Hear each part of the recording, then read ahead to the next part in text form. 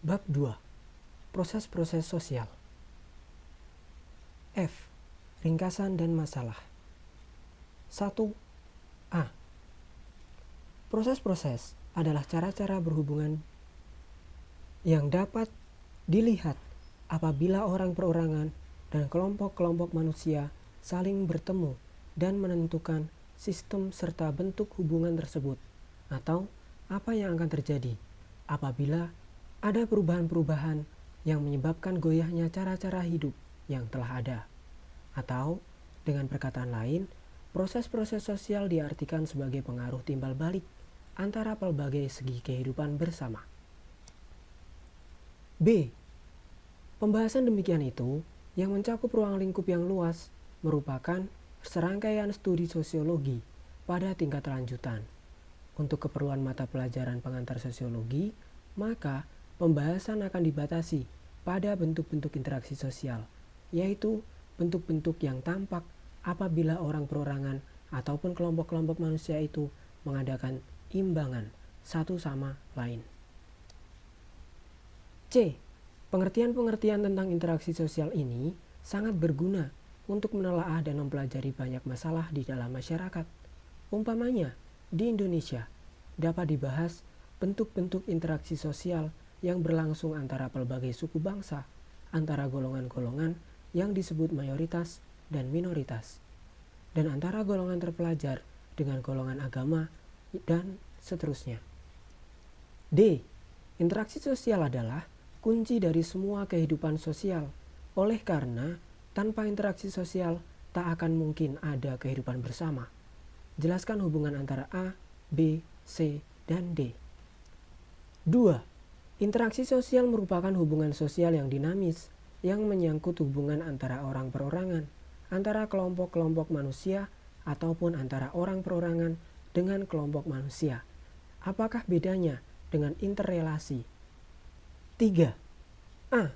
Suatu interaksi sosial tidak akan mungkin terjadi apabila tidak memenuhi dua syarat, yaitu 1. Adanya kontak sosial, social contact. 2. Adanya komunikasi. B. Kontak merupakan tahap pertama dari terjadinya interaksi sosial. Kontak sosial dapat berlangsung dalam 3 bentuk, yaitu 1. Antara orang perorangan. 2. Antara orang perorangan dengan satu kelompok manusia atau sebaliknya. 3. Antara satu kelompok manusia dengan kelompok-kelompok lainnya. E. Suatu kontak dapat pula bersifat primer atau sekunder. Suatu kontak sekunder dapat dilakukan secara langsung maupun secara tidak langsung. D. Komunikasi adalah bahwa seseorang memberi arti pada perilakuan orang lain, perasaan-perasaan apa yang ingin disampaikan oleh orang tersebut. Orang yang bersangkutan kemudian memberi reaksi terhadap perasaan yang ingin disampaikan oleh orang tersebut. Mengapa harus ada kontak dan komunikasi? 4.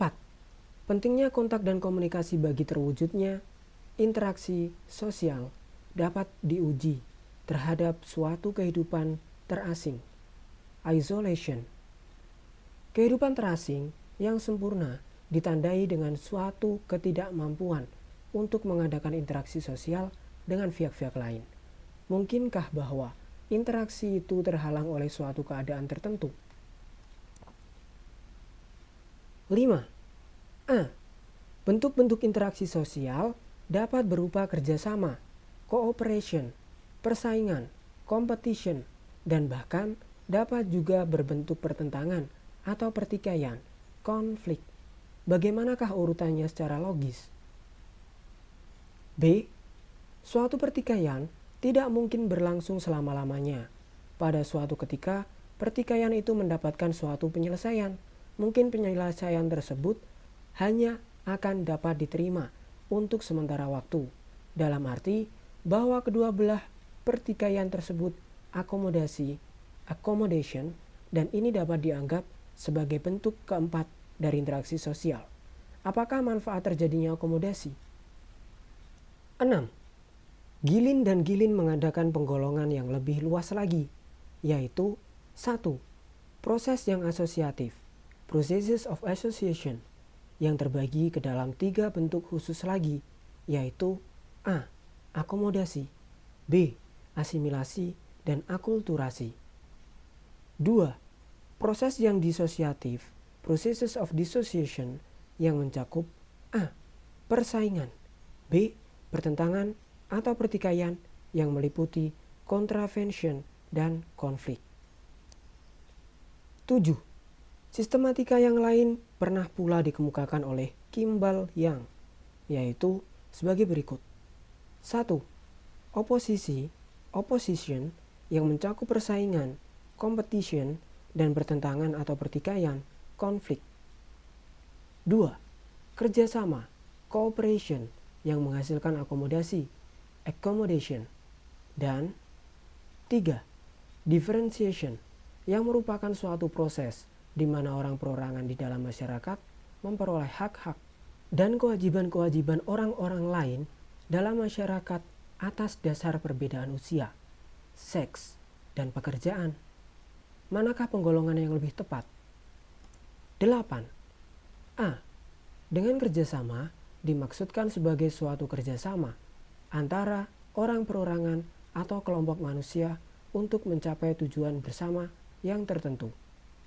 Kerjasama timbul karena orientasi orang perorangan terhadap kelompoknya, yaitu in-groupnya, dan kelompok lainnya yang merupakan out-groupnya. Apakah yang disebut kerukunan? 9. A. Istilah akomodasi dipergunakan dalam 2 arti, yaitu untuk menunjuk kepada suatu keadaan dan untuk menunjuk pada suatu proses.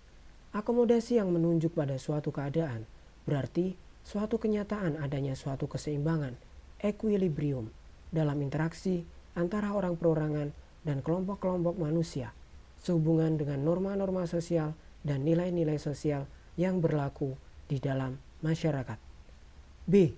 Sebagai suatu proses, maka akomodasi menunjuk pada usaha-usaha manusia untuk meredakan suatu pertentangan, yaitu usaha-usaha untuk mencapai kestabilan. Bagaimana hubungannya dengan arti pertama dari akomodasi? C.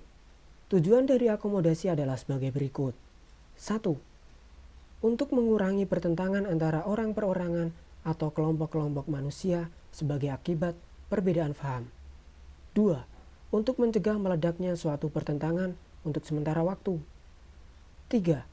Akomodasi kadang-kadang diusahakan untuk memungkinkan kerjasama antara kelompok-kelompok sosial yang sebagai akibat-akibat faktor-faktor sosial, psikologis, dan kebudayaan hidupnya terpisah. 4. Mengusahakan peluburan antara kelompok-kelompok sosial yang terpisah. D. Bentuk-bentuk akomodasi yang penting adalah 1. Coercion, 2. Compromise, 3. Arbitration, 4. Mediation, 5. Conciliation, 6. Toleration, 7. Stalemate, 8. Adjudication. Jelaskan perbedaan dan persamaannya. E. Hasil-hasil akomodasi adalah antara lain 1. Usaha-usaha untuk sebanyak mungkin menghindarkan diri dari bentuk-bentuk pertentangan yang baru guna kepentingan integrasi masyarakat. 2. Menekan oposisi. 3. Koordinasi pelbagai kepribadian yang berbeda. 4. Perubahan dari lembaga-lembaga kemasyarakatan agar supaya sesuai dengan keadaan yang baru. 5. Perubahan-perubahan kedudukan. 6. Membuka jalan ke arah asimilasi. 10. A. Asimilasi merupakan suatu proses sosial dalam taraf kelanjutan yang ditandai dengan adanya usaha-usaha mengurangi perbedaan-perbedaan yang terdapat antara orang perorangan atau kelompok-kelompok manusia dan juga meliputi usaha-usaha untuk mempertinggi kesatuan tindak, sikap, dan proses-proses mental dengan memperhatikan kepentingan-kepentingan dan tujuan-tujuan bersama. B. Bentuk-bentuk interaksi sosial yang memberi arah ke suatu proses asimilasi adalah 1. Interaksi sosial tersebut bersifat suatu pendekatan terhadap pihak lain di mana pihak yang lain tadi juga berlaku sama. 2. Interaksi sosial tersebut tidak mengalami halangan-halangan atau pembatasan-pembatasan. 3. Proses asimilasi dipercepat apabila interaksi sosial tersebut bersifat langsung dan primer. 4. Asimilasi diperkuat apabila frekuensi interaksi-interaksi sosial adalah tinggi dan tetap, dan apabila ada keseimbangan antara pola-pola asimilasi tersebut. C. Faktor-faktor yang dapat mempermudah terjadinya suatu asimilasi adalah 1. Toleransi. 2. Kesempatan-kesempatan di bidang ekonomi yang seimbang. 3. Suatu sikap menghargai orang asing dan kebudayaannya. 4. Sikap yang terbuka dari golongan yang berkuasa dalam masyarakat. 5. Persamaan dalam unsur-unsur kebudayaan. 6. Perwakilan campuran, amalgamation. 7. Adanya musuh bersama dari luar. D. Faktor-faktor yang dapat menghalang-halangi terjadinya asimilasi adalah antara lain. 1. Terisolirnya kehidupan suatu golongan tertentu dalam masyarakat. 2. Kurangnya pengetahuan mengenai kebudayaan yang dihadapi. 3. Perasaan takut terhadap kekuatan suatu kebudayaan yang dihadapi. 4. Perasaan bahwa suatu kebudayaan golongan atau kelompok tertentu lebih superior daripada golongan atau kelompok lainnya. 5. Dalam batas-batas tertentu, perbedaan warna kulit atau perbedaan ciri-ciri fisik dapat pula menjadi penghalang terjadinya asimilasi. 6. Suatu in-group feeling yang kuat. 7.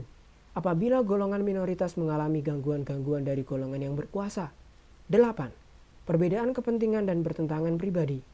Terapkan A, B, C, dan D pada keadaan nyata di Indonesia. 11. A. Persaingan atau competition dapat diartikan sebagai suatu proses sosial di mana orang perorangan atau kelompok-kelompok manusia yang bersaing mencari keuntungan melalui bidang-bidang kehidupan yang pada suatu masa menjadi pusat perhatian dari publik dengan cara usaha-usaha menarik perhatian publik atau mempertajam prasangka yang telah ada tanpa mempergunakan kekerasan atau ancaman. B. Persaingan mempunyai dua tipe umum, yaitu yang bersifat pribadi dan yang tidak bersifat pribadi. C. Bentuk-bentuk persaingan adalah 1. Persaingan di bidang ekonomi. 2. Persaingan dalam bidang kebudayaan. 3. Persaingan untuk mencapai suatu kedudukan dan peranan yang tertentu dalam masyarakat. 4. Persaingan karena perbedaan ras. D. Fungsi-fungsi persaingan. 1. Untuk menyalurkan keinginan-keinginan yang bersifat kompetitif. 2. Sebagai suatu jalan di mana keinginan-keinginan, kepentingan-kepentingan, serta nilai-nilai yang pada suatu masa menjadi pusat perhatian tersalurkan dengan sebaik-baiknya. 3. Sebagai alat untuk mengadakan seleksi atas dasar seks dan seleksi sosial. 4. Sebagai alat untuk menyaring warga-warga golongan-golongan karya untuk mengadakan pembagian kerja. E. Hasil-hasil suatu persaingan adalah sebagai berikut. 1. Perubahan kepribadian seseorang. 2. Kemajuan. 3. Solidaritas kelompok. 4. Disorganisasi. Terapkan A, B, C, D, dan E pada keadaan nyata di Indonesia. 12. A. Contravention ditandai oleh gejala-gejala adanya ketidakpuasan terhadap diri seseorang atau terhadap suatu rencana. B. Contravention mencakup 5 subproses, yaitu 1. Proses-proses yang umum dari contravention. 2. Bentuk-bentuk yang sederhana dari contravention. 3. Bentuk-bentuk contravention yang intensif. 4. Contravention yang bersifat rahasia. 5. Contravention yang bersifat taktis. C. Tipe-tipe umum dari contravention adalah contravention yang menyangkut generasi-generasi yang menyangkut seks dan contravention. D. Tipe-tipe yang merupakan tipe perbatasan antara contravention dengan pertentangan atau pertikaian adalah 1. Contravention antara masyarakat-masyarakat setempat. 2. Antagonisme keagamaan. 3. Contravention intelektual. 4. Oposisi moral. Mengapa manusia melakukan contravention? 13. A. Pertentangan atau pertikaian adalah suatu proses sosial di mana orang perorangan atau kelompok manusia berusaha memenuhi tujuannya dengan jalan menantang pihak lawan dengan ancaman dan atau kekerasan. B. Sebab musabab atau akar-akar dari pertentangan adalah 1. Perbedaan antara orang perorangan. 2. Perbedaan kebudayaan. 3. Bentrokan antara kepentingan-kepentingan. 4. Perubahan-perubahan sosial. C. Pertentangan-pertentangan yang menyangkut suatu tujuan. Nilai-nilai atau kepentingan-kepentingan sepanjang pertentangan-pertentangan tersebut tidak berlawanan dengan pola-pola hubungan sosial di dalam struktur sosial yang tertentu. Pertentangan-pertentangan tersebut bersifat positif. D. Sesuatu masyarakat biasanya mempunyai alat-alat tertentu untuk menyalurkan benih-benih permusuhan. Alat-alat tersebut dalam ilmu sosiologi dinamakan safety valve institution yang menyediakan objek-objek tertentu yang dapat mengalihkan perhatian pihak-pihak yang bertikai supaya perhatian tersebut tersalurkan ke arah lain. E. Bentuk-bentuk pertentangan adalah 1. Pertentangan pribadi. 2. Pertentangan rasial. 3. Pertentangan antara kelas-kelas sosial. Hal mana pada umumnya disebabkan karena perbedaan kepentingan. 4. Pertentangan politik. 5. Pertentangan yang bersifat internasional. F. Akibat-akibat atau hasil-hasil dari bentuk-bentuk pertentangan adalah antara lain 1. Tambahnya solidaritas dari in-group. 2. Mungkin hal sebaliknya yang terjadi, yaitu goyah dan retaknya persatuan kelompok tersebut. 3. Perubahan kepribadian. 4. Akomodasi, dominasi, dan takluknya satu pihak tertentu. Apakah segi positif dan negatif dari konflik?